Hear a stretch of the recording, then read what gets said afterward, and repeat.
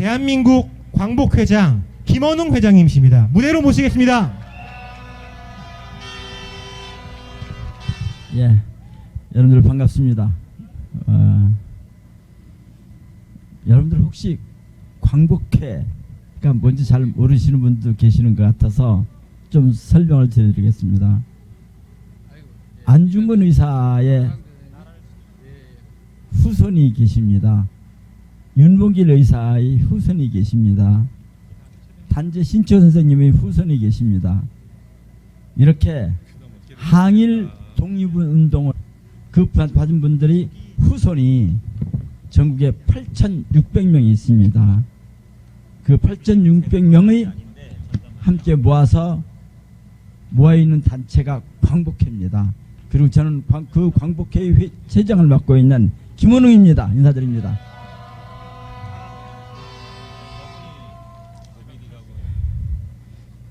제가 조막회기로 오는데 보니까 우리 태극기랑 성조기를 들고 다니는 분들이 꽤 많더라고요. 그런데 제가 아는 유럽의 외국인들이 있습니다. 어쩌다 친한 이렇게 제가 사회생활 하면서 가까운 지낸 사람들인데 그분들이 한국 오면은 저보고 서울 시내를 다니다가 태극기를 들고 다니는 거는 이해가 되는데 왜 성조기를 들고 다니는지 도저히 이해를 안 된다는 거예요. 외국 사람들이 보기에 참 이상한 게 박근혜를 지지하는 사람들이 왜 성조기를 들고 다니느냐, 그게 참 이상하다고 해서 설명이 참 어렵더라고요. 1945년에 해방이 됐습니다. 전 국회에서 국회의원을 몇 번 하면서 그중에 국회에서 통일정책, 외교정책을 총괄하는 통일외교통상위원장을 지냈습니다. 국회의원 10몇 년 중에서 8년간을 통일정책 외교위원회에서 일을 했습니다. 그 안에 9명의 외교부 장관이 바뀌었습니다. 그래서 제가 외교 문제에 대해서는 아주 정통하게 좀 많이 알고 있는 경험이 있습니다. 그러면서 아직 대외적으로 공개되지 않은 많은 외교 문서를 접할 기회가 있었습니다. 1945년 메가더가 들어오자마자 메가더는 솔직한 얘기가 이 나라를 독립시켜줄 생각이 없었습니다. 실제로 겉으로는 독립시켜주는 것처럼 하고 뒤로는 미국의 식민지로 계속 남겨주기를 바랐습니다. 그래서 원칙이 하나가 민족주의자들이 집권하면 골치 아프다. 친일파를 다시 기용하면 미국에 충성을 다한다. 그게 메가더가 미국 국무성에 한 보고한 보고서의 핵심적인 내용입니다. 그리고 메가더는 여기 있질 않았습니다. 동경에 자기 사령부를 두고 그리고 여기는 자기 부하 하지를 임명해 놓고 있었습니다. 일본의 정계 원로들, 지금 아베 같은 사람들이 할아버지, 아버지 되는 사람들 자문위원으로 메가더 사령부가 기용을 했습니다. 그들이 한 얘기가 있습니다. 일본의 정계 원로들이 남조선 걱정하지 마십시오. 우리가 양성해 놓은 친일파들이 있습니다. 그 친일파들은 일본 사람들보다 조선 사람들을 아주 능란하게 잘 다룹니다. 그들이 일본을 위해서도 충성을 다했는데 왜 미국을 위해서 충성을 하지 않겠습니까? 그게 바로 대한민국입니다. 대한민국 국권을 만들면서 이승만이가 허수아비로 앉아서 국권을 만들면서 미 군정과 아주 밀접한 영향 속에서 국권을 창설했습니다. 초대 육군 참모총장에 독립군이 아니라 만주에서 독립군을 토벌 하던 사람을 시켰습니다. 제2대 육군 참모총장도 그런 사람을 시켰습니다. 제3대도 독립군 토벌을 시켰습니다. 제4대도 5대도 6대도 7대도 8대도 9대도 10대도 11대도 12대도 13대도 무려 21대까지 한 명도 안 빼놓고 만주에서 독립군을 토벌하던 자들이 대한민국의 국군이 되었습니다. 대한민국의 국군은 항일의병이 아니라 그 독립군의 후손들이 아니라 후예들이 아니라 일제 독립군을 토벌하던 일제 앞잡이들이 대한민국 국군이 실질적인 법통을 이어받은 겁니다. 거기만 그렇겠습니까? 사법부도 그렇습니다. 행정부도 그렇습니다. 경찰도 그렇습니다. 학계도 그렇습니다. 언론도 그렇습니다. 지금 우리 사회가 촛불혁명으로 대통령은 바뀌었지, 그 나머지 친일에 기반을 둔 온 기득권 체제는 그대로 남아있습니다. 이들이 기득권을 지키는 저항이 현재의 이러한 광화문에서의 그들이 모이는 그 실체입니다. 이것을 극복하지 않고 우리 후손들에게 무슨 미래와 무슨 꿈이 있는 나라를 만들 수 있겠습니까? 바로 여러분들이 우리 시대의 독립군입니다. 여러분들이 우리 시대의 독립군입니다.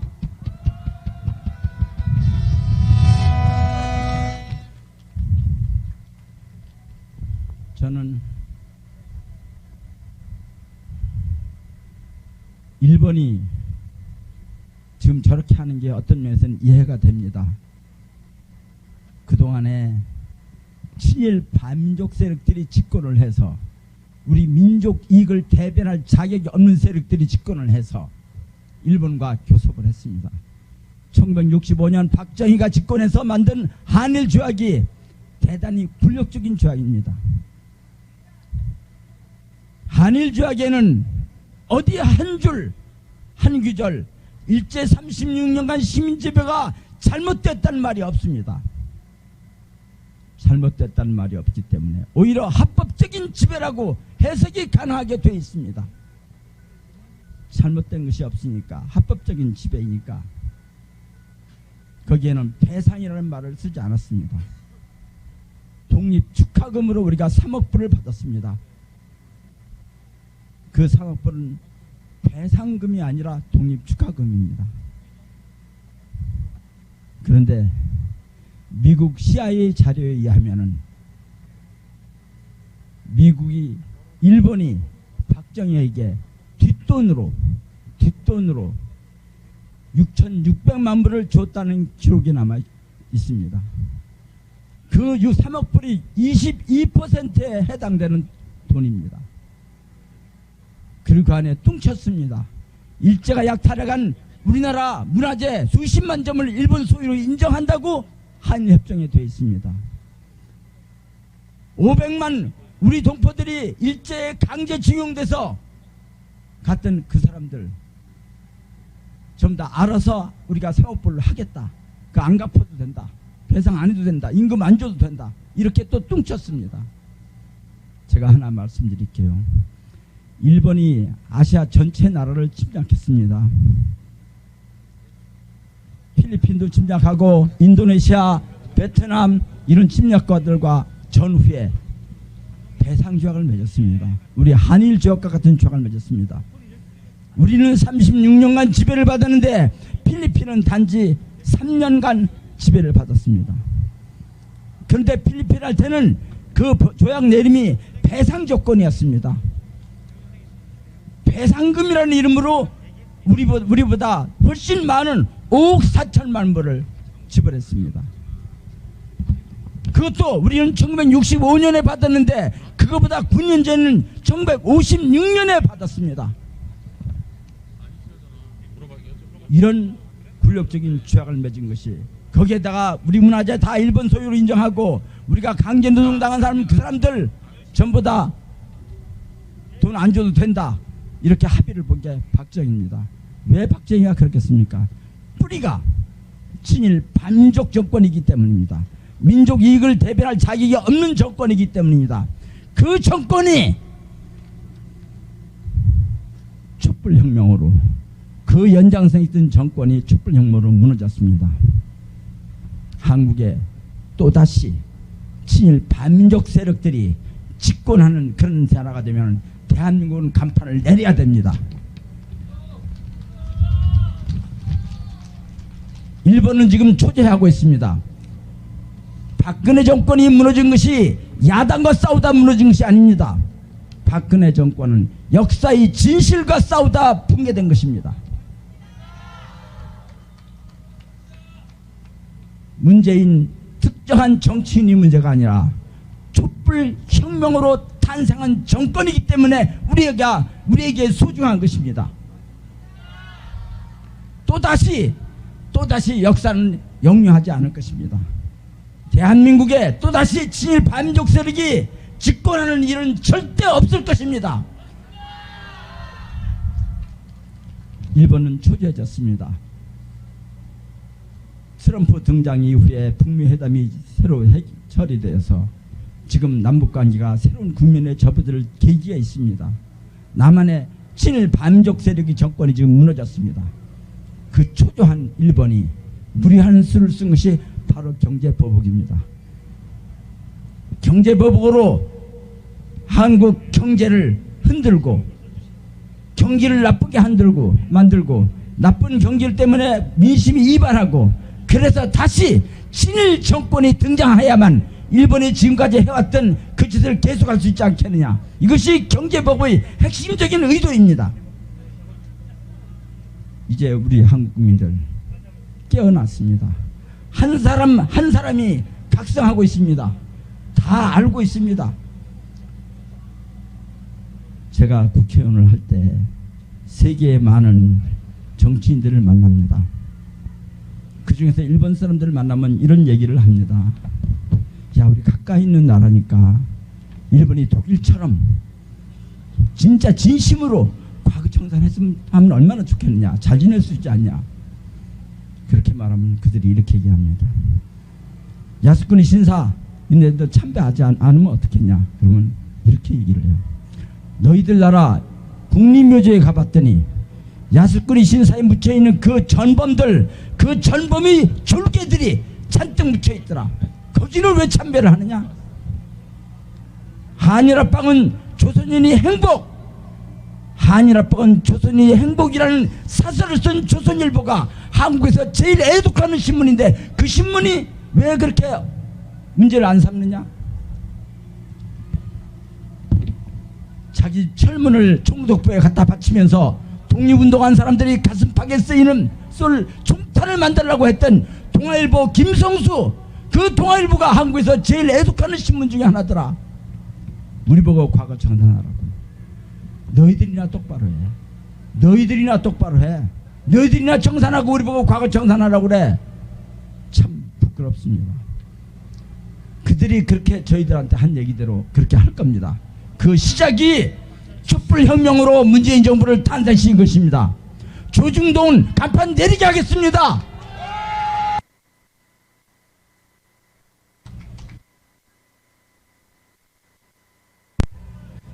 우리나라에서 아주 가장 학식이 뛰어난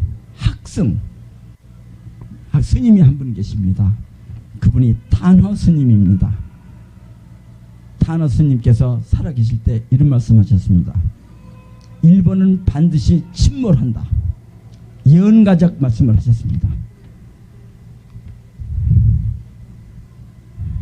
그리고 케이시라고 하는 미국에도 전 세계에서 유명한 예언가가 있습니다. 예지자입니다.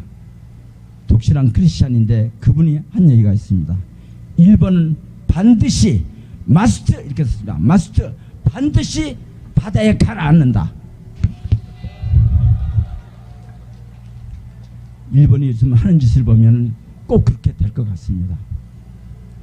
방사능 수치가 오염 수치가 갈수록 높아지고 있는 후쿠시마, 거기서 생산된 농산물로 관광객들을 먹이고 있습니다.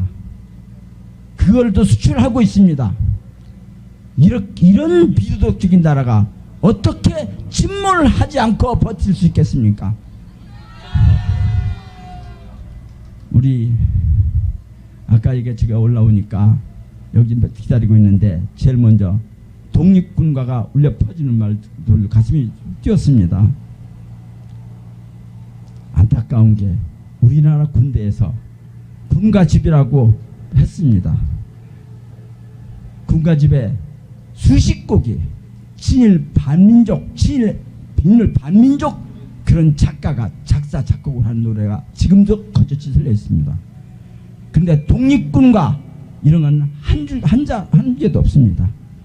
이게 바로 대한민국 국군이 해방 이후에 독립군이 법통을 이어받은 것이 아니라 친일 반민족 독립군 토벌대의 법통을 이어받았다는 것을 아직도 입증하고 있는 것입니다.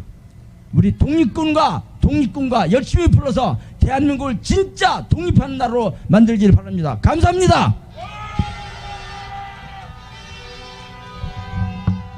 서울의 소리 응징치의 가장 힘이 되는 방법은 무엇입니까?